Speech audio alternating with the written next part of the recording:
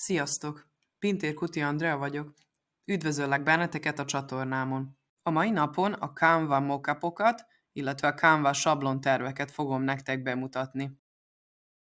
Erre akkor lehet szükségetek, ha például a saját logótokat, vagy valamilyen képet szeretnétek rávasalni digitálisan egy képernyő monitorjára, vagy mobiltelefon képernyőre, vagy akár egy bögrére, vagy vászontáskára. Ami még nagyszerű, hogy ezt a Canva ingyenes verziójában is meg tudjátok tenni.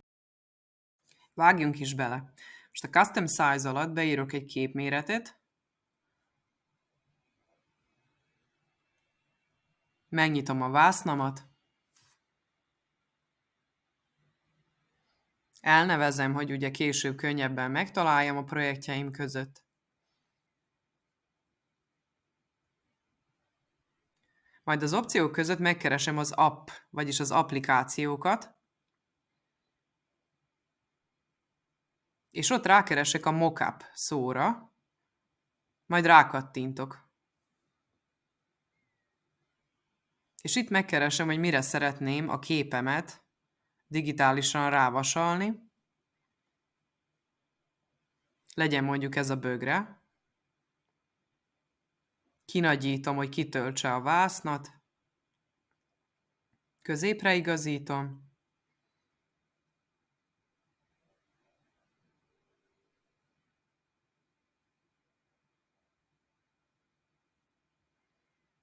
Majd az Elements alatt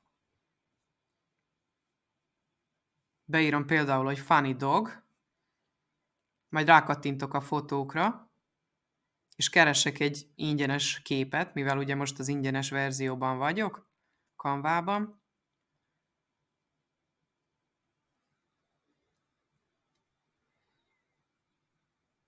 És meg is találtam, rákattintottam a fotóra, és csak annyi a teendő, csak hogy ráhúzom erre a bögrére, drag and droppal.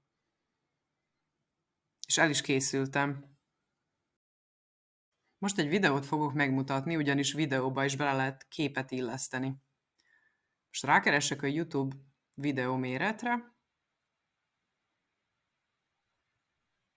YouTube videó. Rákattintok.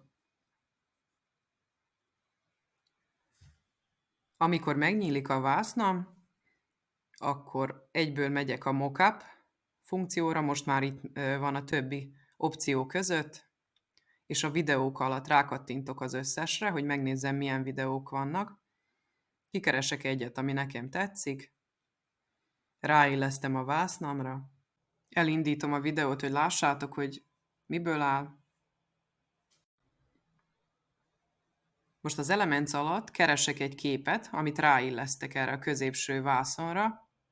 Beírtam a Puppy Kult szót, majd rákattintok a fotókra, és itt keresek egy ingyenes fotót.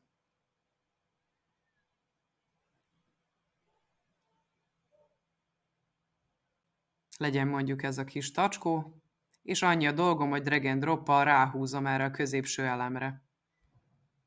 Amikor elengedem, akkor ráolvassa a képet. Kicsit ilyenkor várni kell, és íme. Ráillesztettük, és látható, ugye, hogy a videóba beékelődött a kép. Most letörlöm, mutatok még egy hasonlót. Keresek egy új képet. Mondjuk legyen ez egy nyomtatvány.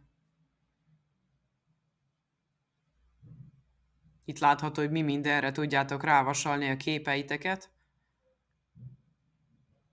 És legyen ez a névjegykártyás. Rákattintok. Ráillesztem a vásznamra. Beigazítom, hogy jobban ráilleszkedjen a képméretre.